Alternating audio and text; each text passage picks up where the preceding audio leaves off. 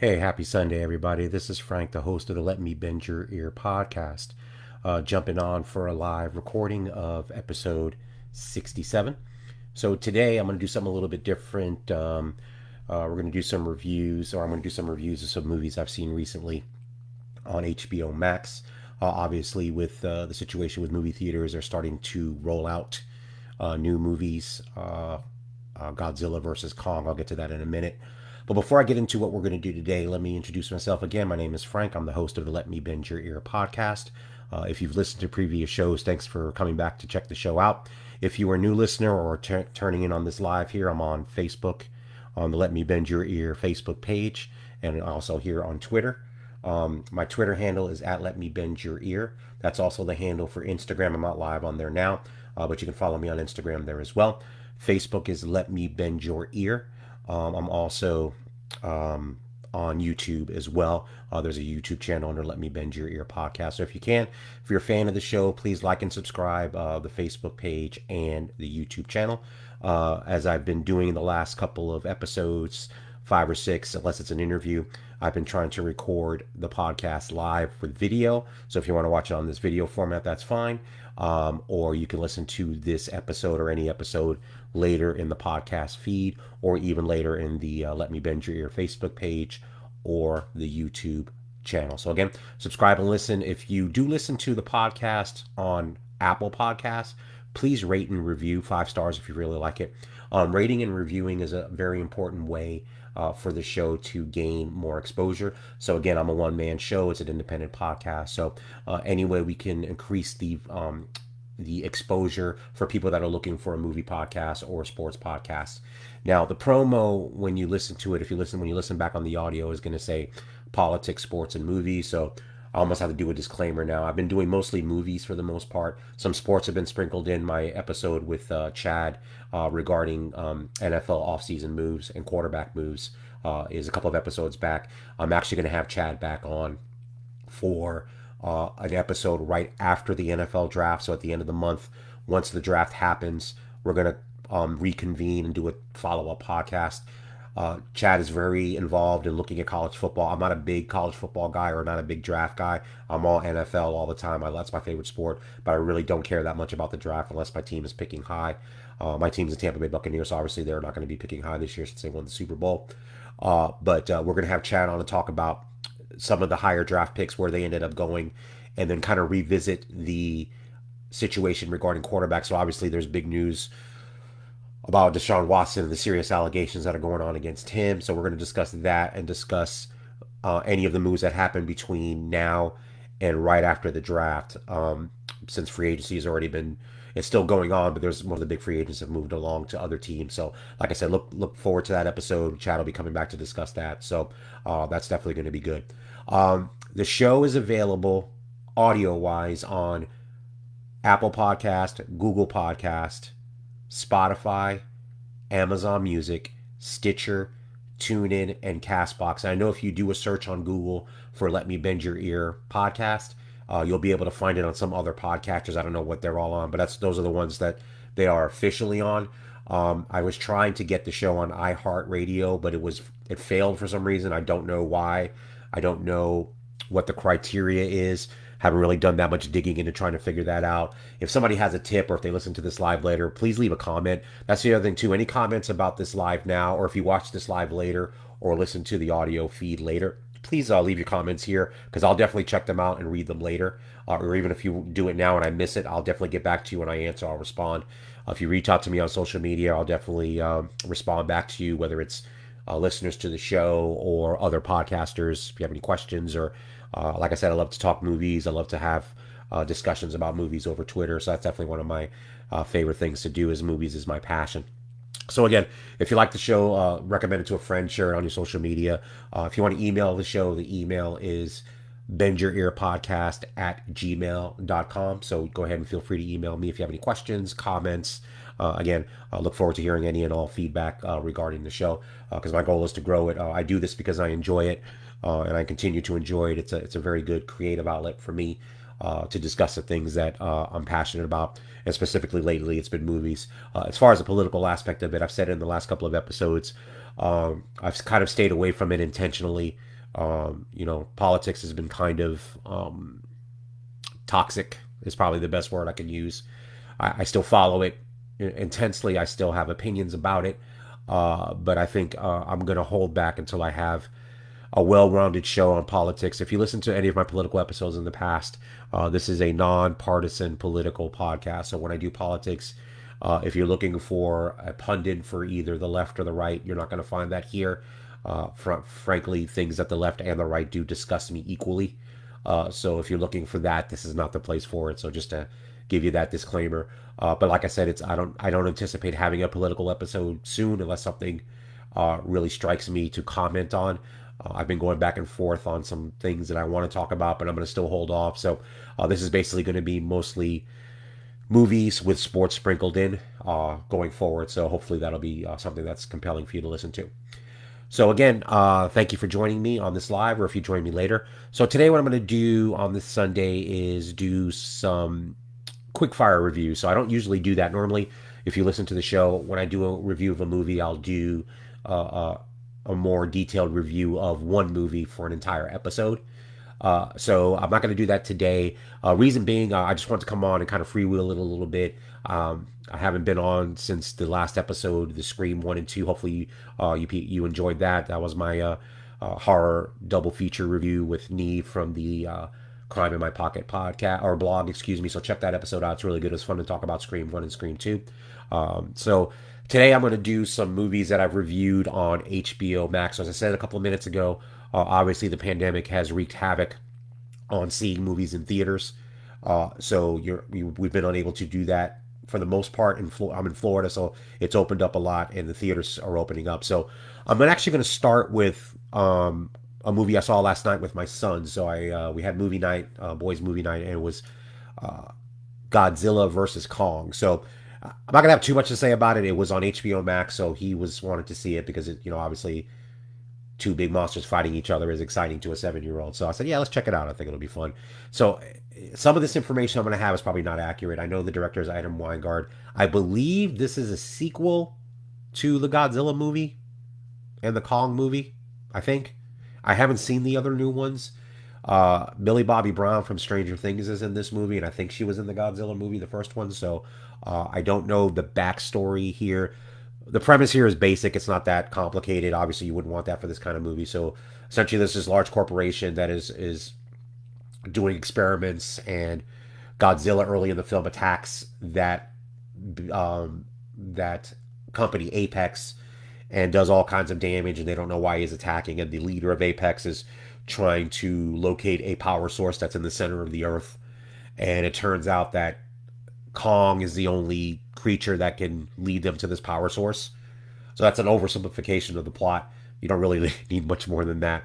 Then it sets up, obviously, the Kong versus Godzilla big city fight. So, movie was entertaining. I mean, it's a decent movie. It's one of those movies where you can't really.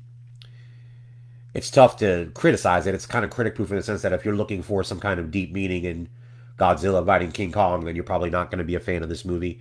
My son liked it. He was liking it as he was watching it. But when it was over, he was like, I don't know.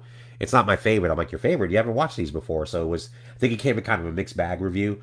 We were watching it in the evening, so he kind of dozed off for a second in the towards the third act. So I think it wasn't as compelling for him as I thought it would be. But the movie was decent. Like I said, you've got Alexander Skarsgård's in it, Rebecca Hall, Millie Bobby Brown, and some other actors in there as well. But like I said, it was entertaining. It is what it is. It's a monster movies where monsters fight each other. So it was fine. I mean, I think it was it's a harmless movie to watch, and it's entertainment. And the thing that I find interesting about it actually was before I watched it, I read a story that yesterday afternoon that it officially has become the highest grossing movie since the COVID-19 pandemic started. So I do find that interesting. And I think it does say something about our craving for just popcorn, basic entertainment. And that's not a bad thing. I think we're all looking for ways to get out of the house to kind of be entertained. And the reason I find it interesting is because Christopher Nolan's Tenet, which came out last September, which I reviewed for the podcast. You can see my review back there. I gave a lukewarm review. Was supposed to be the or expected to be the kind of savior of movie theaters because everything else had been pushed back. And Christopher Nolan, who's been a very outspoken vocal advocate of movie theaters and saving them and keeping them open through this pandemic. So I get that. And I think his power at Warner Brothers, because of his cachet of who he is, um, kind of forced Warner Brothers' hand to release the film in theaters, which I think they probably would have preferred to push it back. And they had pushed it back a couple of times, but I think Nolan didn't want to push back anymore. And unfortunately, the movie did not do well. I think for a couple of reasons. The main reason I think is at that time in late September, it was still too soon. People were still too either afraid to go to the theaters that were open, or in some cases, like in New York and California, the theaters were completely still shut down. So even if people were gonna go, they had no place to go. So I do think it was too soon, and I think Godzilla versus Kong is a bit has the benefit of some good timing in the fact that theaters are now opening on a widespread basis. And I know, including New York and California, I don't know what the dates are, if they're already open or they're targeting opening soon. So hopefully that means a return to normalcy, just not for movies, but hopefully for general life that we all are missing. So I think Godzilla versus Kong is that kind of movie that's perfect. It's a popcorn movie. It's something that you could just go in and just have fun for a couple of hours and take your mind off whatever things are bothering you. So I think it's not a coincidence that this movie has been successful, and it's also successful on streaming as well with HBO Max doing under the Warner Brothers banner, obviously with their strategy this year of releasing a new film every month on both HBO Max and in theaters. So they've done that with a few films so far, starting back with Wonder Woman 1984, and they're going to continue to do that. I know we've got Mortal Kombat coming out soon. There's an Angelina Jolie film coming out, I think, next month as well as on HBO Max, and they keep it on HBO Max for 30 days. So again, I know there's been a lot of controversy about that strategy. I guess for myself, selfishly speaking, I think it's been great for me. Even before the pandemic, with two small children, it's hard to get to the theater as often as I used to. If I had my druthers, I would always go see a movie in a theater first when it's released. If it's something that I'm interested in either reviewing for the podcast or seeing for myself or taking my son or children to see. I love the movie theater experience, and I'm happy it's going to be coming back. But for the purposes of what I'm doing now, it does help a lot that I have the ability to kind of watch new movies as they come out on HBO Max, at least the Warner Brothers releases, which is kind of great. It allows me to review for the podcast and to enjoy movies at home when I'm unable to get to the theater. So like, I got to say for myself, it's been good. But I understand both parts of the sides of the argument. I understand the theater owner pushback on the shrinking windows between release, distribution, and either streaming or on video on demand. So I get it, but I also understand the business position of, hey, they've got this content, and if the theaters aren't going to be open to the point where they can feel like they're making money, they have to come up with another strategy, and in this case, they did. So I see both sides of the argument. Commented on that before, but again, it's been beneficial for me, so I appreciate that. So as far as Godzilla versus Kong, I do my movie reviews out of 5 stars. I'll give it 2.5. I mean, it's like I said, it's not a fantastic movie, it's not a terrible movie, but it was entertaining for what it is. If you go in expecting more than that, then I think you're probably expecting a little too much. So, like I said, I enjoyed it and it was fun to watch with my son. All right, next movie we're gonna get into is another kids movie is Tom and Jerry. So I watched that a couple of weeks ago. I hadn't had a chance to review it for the podcast. So another one I watched with my son. So this is directed by Tim Story, who was a video director and has directed other films as well. Um, so the basic story is Clara Chloe Metz is a girl who gets fired from her job. She lives in New York City. So she kind of scams her way into getting a job at a hotel. So this large hotel in New York is hosting a wedding of a very famous, I don't know if they're an Instagram couple or something, some high profile famous couple is getting married at the hotel. And due to that, they have to staff up for the event. So they're hiring a bunch of temporary workers. And Clary Chloe Metz's character obtains a resume through shady means to get a job in the hotel. And the events manager is played by Michael Pena. And then you have Tom and Jerry's story kind of intertwined with it. Tom chasing Jerry around, Jerry trying to find a home and finding a space in the hotel. And then Tom being hired by the main character to eradicate the mouse from the building. So that's pretty much the story. I don't need to get too much more into it. So you got Michael Pena, Claire Chloe Metz, Colin Joseph, Saturday Night Live, is in it. He plays the groom that's about to get married. So as far as the movie itself, this is kind of like Kong versus Godzilla. I mean, you go in kind of expecting, this is a movie for kids. So if you're going expecting some deep meaning, you're not gonna find that here. Obviously, it's a kids movie. I thought some of the things that I liked about it. One of the main things I liked about it, which was a surprise, was the director's use of R&B music. So there's like a lot of '90s R&B music, a lot of music that I liked when I was younger, and it's inserted in certain points in the movie, or even some hip hop. Like you have "Don't Sweat the Technique," Eric B. and Rakim. So there was some good hip hop in there. So it was kind of an interesting choice to do it, and I thought actually added to the film. And it's a fun movie. The animated sequences are good. So it's animation. Just to be clear, it's animation in real world action. So it's not an animated film. The characters are animated. The animated characters are drawn, and they interact with the live action characters in the movie. So that's how the movie's set up. So the mayhem and violence of the old Tom and Jerry cartoons are present there. So you see some of that, and the dog is there as well. And a lot of that was pretty amusing. I think if I have a criticism about it, and I don't think there's enough Tom and Jerry. Now, on the flip side, the live action story with Claire Corey Metz trying to fake her way in, she gets the job, trying to maintain and help run this event, is funny, and she goes in it full bear. So I think it always helps when you have a movie that you don't take very seriously when the actors are all in. So I appreciated the fact that I think that she put an effort. It didn't appear to me, and this is the biggest plus of this movie. She did not, and especially Michael Pena. Michael Pena's role is over the top in a good way, and I think he embraced that. He's actually extremely funny. So if you know Michael Pena, he's been in a bunch of dramatic films. He was in Ant-Man, which he was great in. He's great here as well. He just has fun with being kind of the put upon person in the movie. So the majority of the movie, it's him being annoyed by something, and him doing that through the movie is very entertaining. And that's one of the biggest pluses of Tom and Jerry. So again, you could either say that as a negative because it's a Tom and Jerry movie, not about Michael Pena's character. But when you're an adult watching it with a child, it helps when the live action characters are entertaining and the actors do a good job. So I was very happy to see that, and it made the movie a lot entertaining. It moved very quickly. Like I said, I think it was fun for kids. My son enjoyed it as well. So again, Tom and Jerry.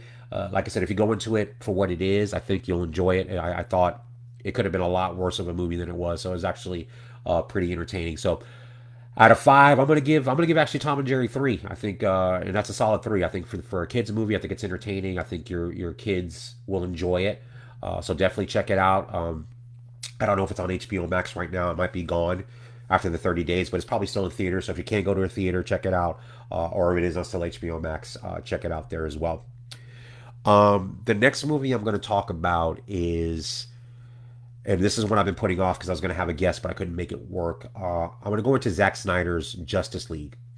So I know it's been out a few weeks, and I'm sure 5 million other podcasts have done it. So I'm going to get into it here. So let me give you my history with Justice League, not personal history, but just about the movie itself. If you've heard me comments on the DC cinematic universe, I think it's been not the greatest. I think it's been kind of a muddled mess. I think it's been kind of unfocused when it comes to the films. I have not seen all of the DC cinematic universe films. I've seen Man of Steel. I've seen Superman versus Batman. I've seen Wonder Woman. I've seen Shazam. And now I didn't see the original cut of Justice League. I have not seen Aquaman either. Um, I was a big fan of the first Wonder Woman, not so much the second one. Batman versus Superman, I thought was terrible. I know there's a lot of people that advocate for Zack Snyder to say that the director's cut, which I think adds 30 more minutes of footage, is better. Maybe one day I'll watch it. I don't know. Zack Snyder as a film director, I'm not a huge fan of, to be honest with you. I liked 300. I thought Watchmen was terrible. I never saw Sucker Punch. And like I said, I didn't see the original cut of Justice League. So, of course, I'm not saying anything new unless you don't follow these movies at all. Justice League, the original cut of the movie was... So, Zack Snyder was directing Justice League, and he had a family tragedy that caused him to leave the film. But even before that happened, he was having issues with Warner Brothers regarding Justice League. So, that went back to Batman versus Superman. The returns on that movie weren't very favorable. The box office was disappointing, and Warner Brothers thought the movie, in their opinion, was too dark. So that being said, going into Justice League, I think there were concerns on Warner Brothers' part. I think some of them warranted that they wanted this movie to be a little bit lighter, a little bit more, not as dark. So I think there were disputes during the filming of Justice League with Zack Snyder. Zack Snyder has this tragedy happen in his family. He's forced to leave the production.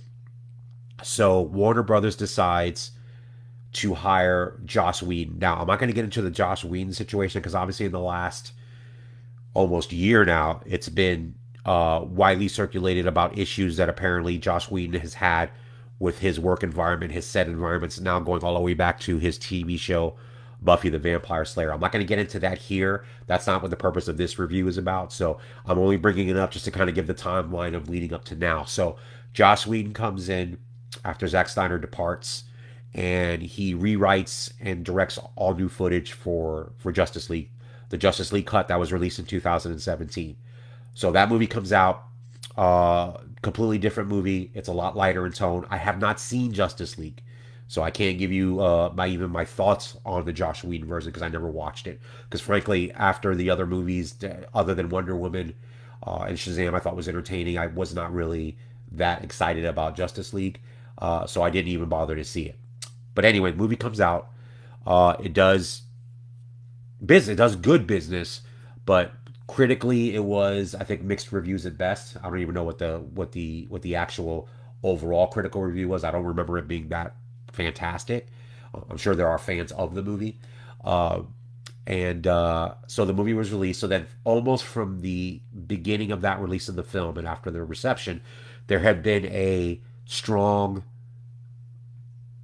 demand by fans of Zack Snyder to release his original cut of the film for a couple of years. So there have been a very vocal online uh, advocacy for this. So now this is not historic, or this is not unprecedented, is the word I'm saying. The most famous example I can think of for a movie from my childhood, which was one of the it's in my top five films of my top five movies. So I'm going to do, and I'll get into that another time, but my top five movies are not what I think are the five best movies ever made. That's not how my top five works. My top five movies are the top five movies that impacted my love of movies and made me want to be a movie lover.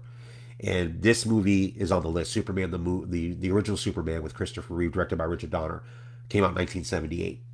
So the story on that, to lead up into Justice League, quick story on that. So if you know the story of Superman, Richard Donner was actually commissioned to direct Superman 1 and 2, and he was directing them simultaneously back to back. So Superman the movie comes out, huge hit, great film. And as he was working on Superman 2, he got into a disagreement with the producers, the Salkinds, and he ended up being fired from Superman 2. So Richard Lester, the English director who was probably most famous for directing the Beatles films Hard Day's Night and Help, the classic Beatles movies, came in, directed Superman 2. I like Superman 2, the original version. It's not as good as Superman the movie, but it was still an entertaining film. But there was a call for a long time for Richard Donner's original cut of the movie. So years and years and years and years way later, they finally decided to let him come back. So he used the footage that wasn't used in Superman 2, and there's a Richard Donner Superman 2 director's cut. Now, is his cut of the film better than the Richard Lester version? Yes, I believe it is. Is it substantially better? I don't know if it's substantially, but it's definitely better, and it's cool to kind of see his vision of what it was going to be. So this is not unprecedented. So back to Justice League, the groundswell became so kind of pronounced, but a culmination, kind of what the pandemic has done to disrupting how movies are consumed now. I think it was kind of a perfect storm of situations. So you had Warner Brothers trying to launch HBO Max and getting new subscribers like any other streaming service is trying to do, and they were struggling to get new subscribers. So they came up, you know, obviously with the plan of releasing new movies right to HBO Max at the same time as theaters, which I think turned out to then be a very profitable and good idea. And secondly, they made a decision to let Zack Snyder come back and make his cut of Justice League to the tune of $70 million. So they gave him $70 million, none of which went to Zack Snyder. Zack Snyder actually waived his director's fee because he wanted unfettered control of what the cut would be. So he came back, reshot scenes, reshoots, shot scenes that weren't done or completed, and basically is um, made the film that he wanted to make. So Zack Snyder's Justice League is a 4-hour film. So let's my honest thought on that. When I heard that, I was like, oh boy. So like I just said, I'm not a huge fan of Zack Snyder's DC movies. So hearing a 4-hour cut of Justice League, I was like, oof, I don't think I'm going to be a fan. But since I have the ability to watch it, I was able to watch Justice League. I guess the good thing is I never watched the first one, so I'm really coming into it as a new viewer, kind of knowing the story. So here's my review of Zack Snyder's Justice League. So the story takes place after the events of Superman versus Batman, of course. Now, I don't know. I shouldn't have to say this is. There's going to be spoilers here. If you haven't seen Batman v Superman, Superman dies at the end of that movie. In all the promotional material, you see Superman in Zack Snyder's Justice League. So I don't think it's a stretch for me to tell you you don't see Superman early in the film, and then things happen. But this film is basically the one thing I will start to say is it had a very, and it's not even a knock. It's just unfortunately superhero films follow the same tropes. I felt very Infinity War Endgame in the sense that this one is Darkseid is the main bad guy, and Steppenwolf is like, the minion of this guy that's going trying to collect these boxes, which almost feel like Infinity Stones. But obviously, since I watch Marvel, it felt like that. It's not a big deal. It's just, it felt like that a little bit. So Steppenwolf is conquering all these galaxies and all these planets to try to get it. Excuse me. And then the Justice League, you see Bruce Wayne attempting to get the Justice League together to fight Steppenwolf and Darkseid. That's the basic premise of the movie. So of course in Justice League you have Batman, you have Wonder Woman, you have Cyborg, you have Aquaman, and you have the Flash. Okay, so when I want to start in my review of the movie and things that I liked. So what I liked about Justice League, and I think the 4-hour runtime helps here, is I felt that you got a well-rounded story of each of the characters, where they're at in the place in the movie. You've got Batman still kind of conflicted about what happened to Superman. You've got Wonder Woman, being herself, saving people. You've got the Flash with his issues with his father and figuring out who he is. And you have Cyborg, who you get backstory of in this film, and I'll get into his character in a minute as well. And then Aquaman, played by Jason Momoa. I was actually a fan of his performance there. I haven't seen Aquaman, and I haven't really seen Jason Momoa's work. I didn't watch Game of Thrones, so I don't really know. I know who he is, but I've never seen his work. I thought he was funny as Aquaman and entertaining. And there's some great sequences in Wonder Woman's home. Great fight sequence there. There's some great action sequences, which Zack Snyder is known for and is good at doing. So those are well done. Now, as I understand the Joss Whedon 2017 cut of Justice League, Cyborg's character was kind of put in the background and minimized. To my understanding, like I said, I haven't seen the film, and he wasn't a major part of that cut. Now, in this cut, in the way I saw it, and from what I've seen after I watched the movie, I think I'm on the right track. And I've read some interviews with Chris Terrio, the screenwriter. Cyborg is actually the heart of the movie. So his backstory with his parents and his dad, played by the wonderful Joe Morton. So it was great to see Joe Morton in a movie. It's funny when you see him in these big movies because he was in Terminator 2. He has a pivotal role in that film as the guy that changes the future with Cybernet. So to see him here in this movie playing kind of a symbol, like a brilliant character, he's just a great actor. So it was a great surprise to see him. I didn't know he was in the movie, so it was great to see him in it. But as every superhero has, there's a lot of times they have a backstory that deals with loss or death or pain or something that propels them along with the superpower that they may or may not have to save other people and defend the weak. So the Cyborg story in Justice League I thought was very well done, and I liked it a lot. And from a character, and I'm not a comic book reader, so Cyborg is not a character that I would know unless I was a comic book aficionado, which I'm not. So I never really heard of that character before all the Justice League stuff came out. So his character is given, and every character is given a lot of attention. Um, and and let me go with the Flash too, because I know Ezra Miller's portrayal has been very polarizing. And excuse me, I'm congested, so I apologize for that. Um, it's been very polarizing. I thought at first it was going to annoy me. It was kind of jokey, jokey, jokey, jokey right at the outset when you see his character. Then it kind of settled down. So either it settled down or I kind of got used to it. I don't know which one more it was. But as the movie progressed and you saw more of him, it didn't bother me as it did in the first few times you see him. So I was okay with the Flash. Gal Gadot as Wonder Woman is always fantastic. Like I said, she's in one of my favorite movies. The first Wonder Woman's great. She's great in it. She's great as Wonder Woman.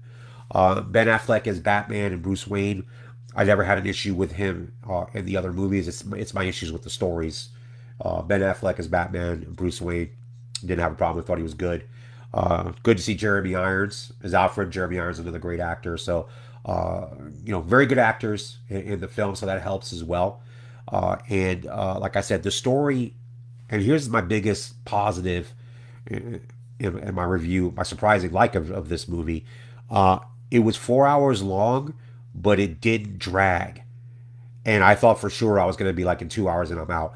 And the movie, I was going to, my initial strategy, because I watched this movie actually while I was on vacation. And I figured I was going to watch an hour or two and then split it up into two. I ended up not doing that. I ended up watching the movie straight. And I'm glad I did. So you get some appearances. The Joker comes back in, Jared Leto's Joker. That's all I'll say. That part I won't spoil.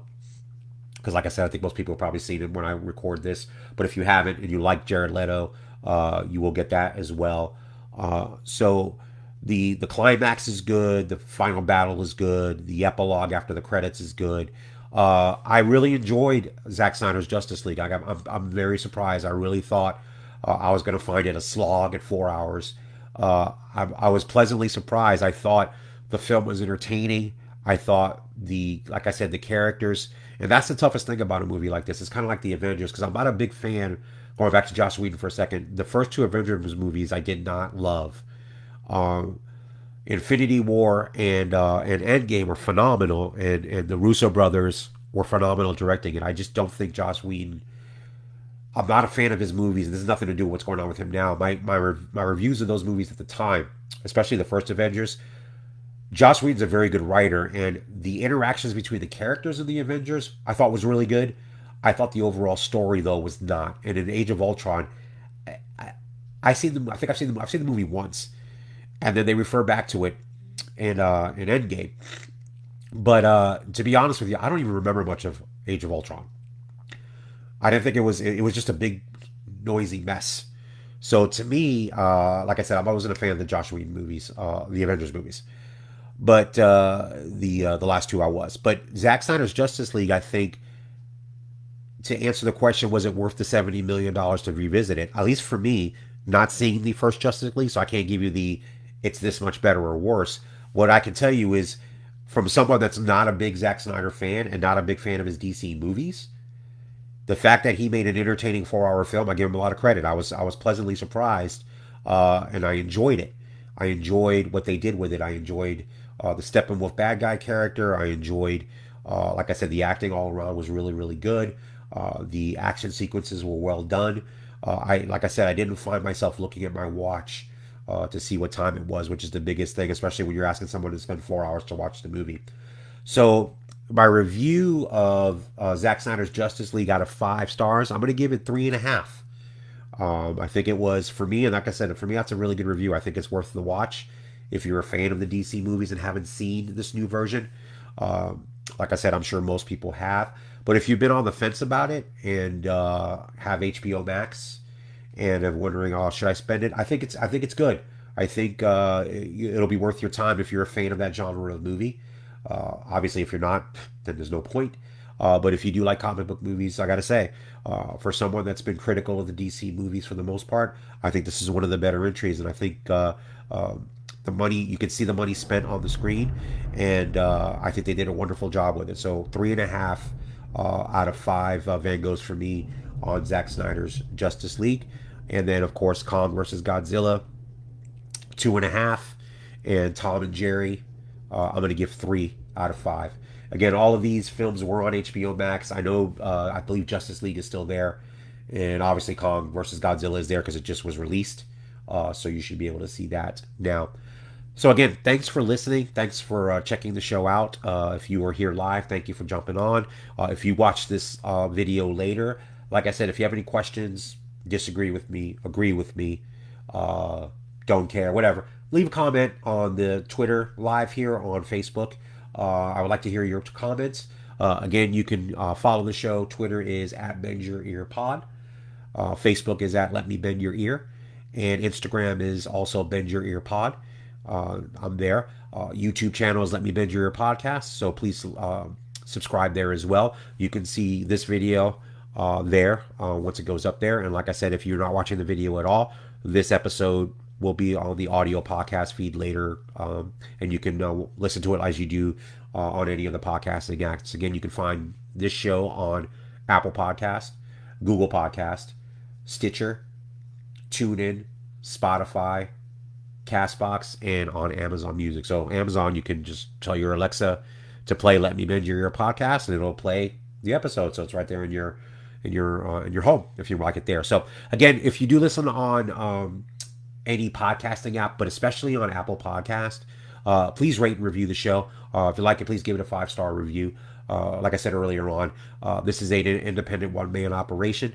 The really the only way we get more exposure is by people like yourself liking and recommending it, and that'll help raise the profile. So if somebody's searching for a new podcast, movie podcast, or a sports podcast, if I get more rates and reviews on the show, it'll raise that level and it'll pop in more people's searches. So that's how people find new podcasts. So if you could do that, I really appreciate it. It takes 2 seconds and it would really be helpful.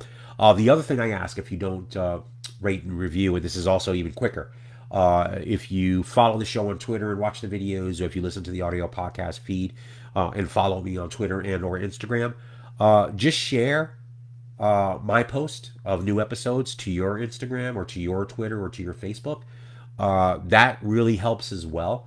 Podcasting, the joke, and I've been saying it, every person on planet Earth has a podcast.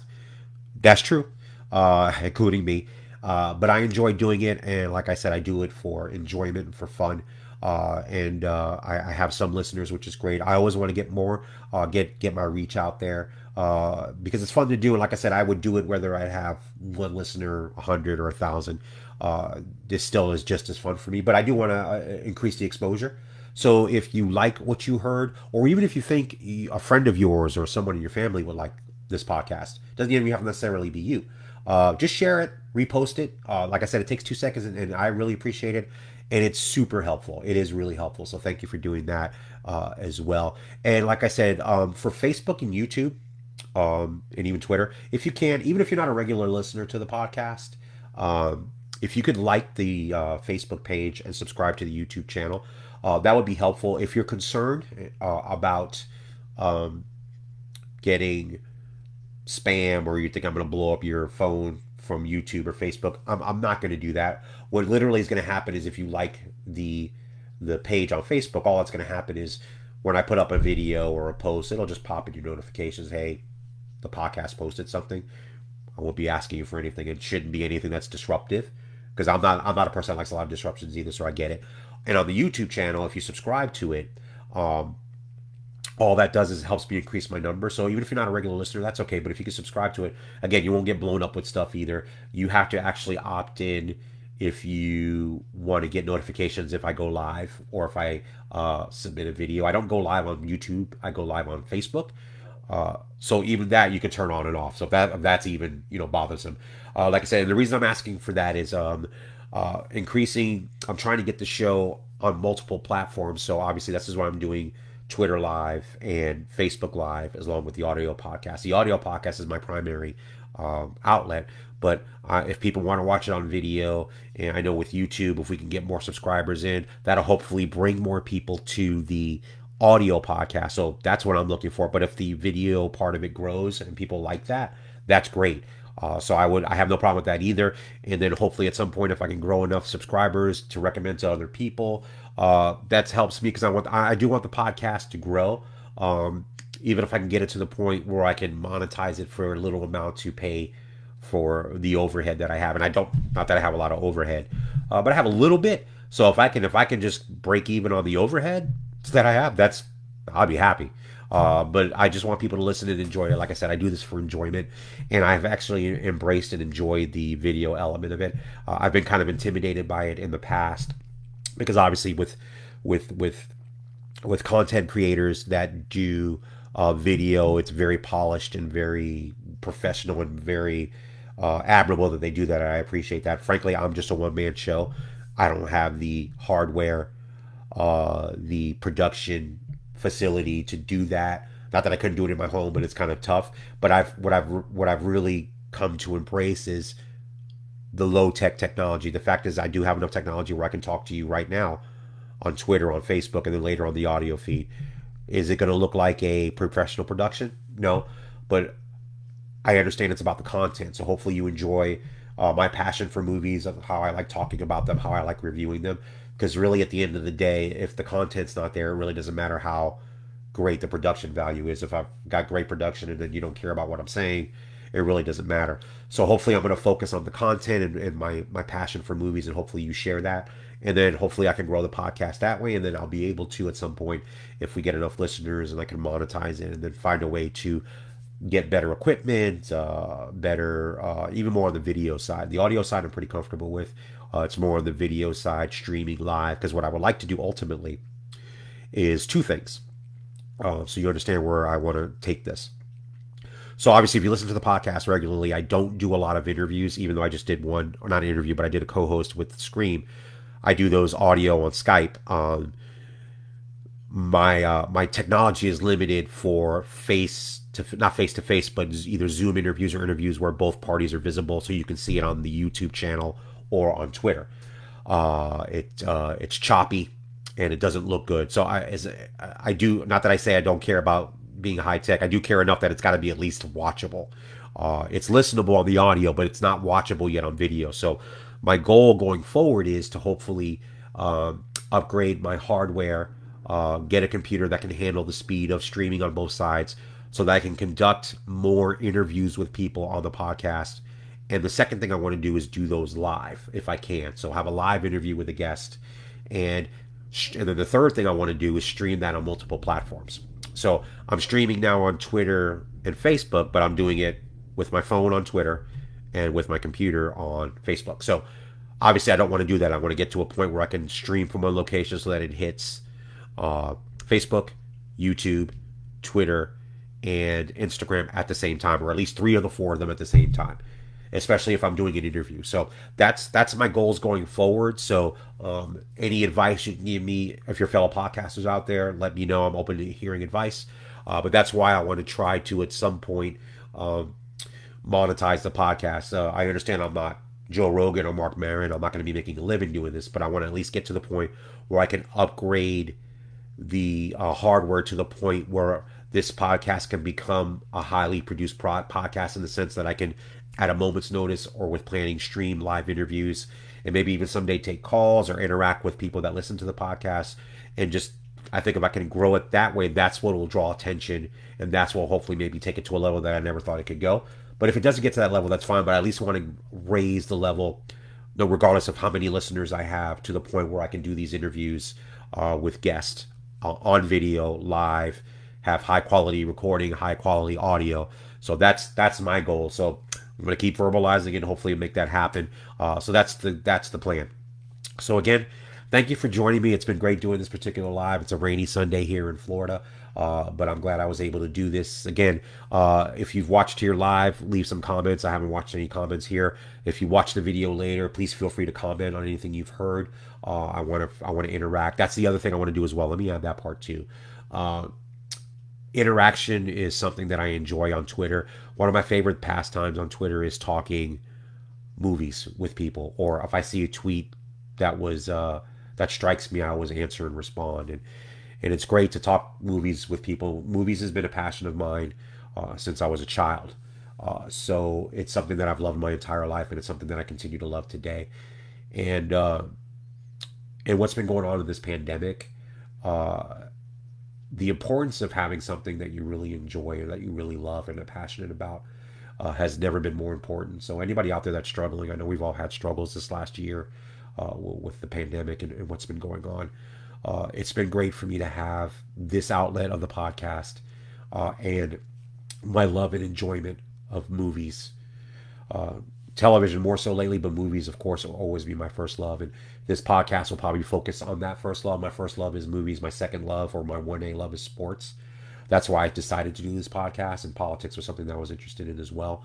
But movies and sports are my two biggest passions. And whatever your passion is, just unsolicited advice, if there's something you love to do that you're not doing enough, do it more. It's something I think you'll enjoy, and it will give you that kind of peace, even if it's temporary peace. Uh, like I said, this podcast is something that I enjoy doing. When I don't do it as frequently as I want to do it, it bothers me, but in a good way, because I that means I miss it and I want to do it. My goal since I started this podcast in 2018 was always to have an episode come out every week, and I haven't done a very good job of that. So I'm trying to get to that point where I get it there. I've been a lot more frequent in the last couple of months than I've been, especially adding the video element has given me another reason to want to come on, to one, become better at doing this video wise, to make it engaging, that people will choose to even look at the podcast in the video format as opposed to the audio. Not that I want people not to use the audio, because that's still the biggest way I can reach people, and the easiest way to do it, where people can just get it on their phone. Believe me, I understand ease of access is going to be the biggest factor in whether people decide to listen, followed by obviously the content of the podcast. But again, anyone out there that's struggling with anything, just if you find that thing that you love to do, and are passionate about, and do it, and enjoy it. Life is too short. That's kind of been my mantra over the last year, even the last couple of years. When I have small children, and try to enjoy, and I don't always succeed, but I try to enjoy each day as it comes, and try to understand that nothing is guaranteed, nothing is given to us. We get what we get. So, enjoy your life, try to do the best you can, and enjoy that. And again, thank you for everyone for listening. Again, I'll be trying to be here every week. I hope you enjoyed the movie reviews today. But again, leave comments here. The email for the podcast is bendyourEarPodcast@gmail.com. Again, Twitter @BendYourEarPod, Instagram, BendYourEarPod, Facebook, right here on Facebook. Let me bend your ear. Over here on Twitter, right there, Twitter people, @BendYourEarPod. Follow me there, subscribe. And again, I look forward to talking to all the movie lovers out there. And I hope everybody has a fantastic week. Take care.